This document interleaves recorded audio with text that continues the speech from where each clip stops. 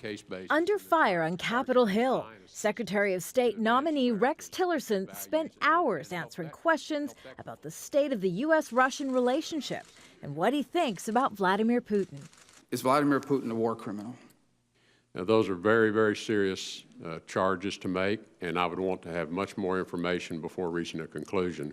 Repeatedly, the former Exxon CEO sought to ease concerns about his own past corporate ties and deal-making with the Kremlin. But he also departed from the views of President-elect Trump that Russia is a threat. Russia today poses a danger. It has invaded the Ukraine, including the taking of Crimea, and supported Syrian forces that brutally violates the laws of war.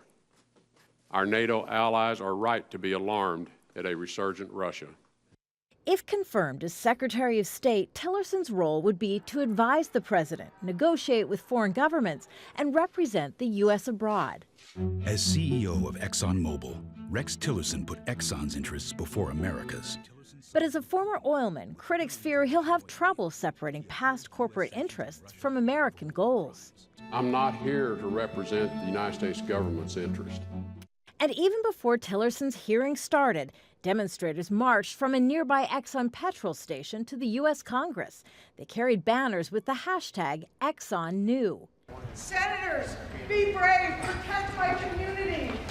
Inside, they accused executives like Tillerson of misleading the public about the threat of climate change, a pointed line of questioning by Democratic vice presidential nominee Tim Kaine. In return, a blunt response. Do you lack the knowledge to answer my question, or are you refusing to answer my question? A little of both. And while Russia and demonstrations dominated, Tillerson identified what he sees as the threats facing the United States.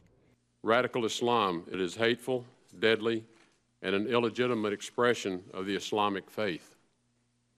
Adversaries like Iran and North Korea pose grave threats to the world because of their refusal to conform to international norms. That if confirmed, Tillerson says he'll work to contain as a member of a new U.S. administration that believes international norms for dealing with global challenges may no longer be effective.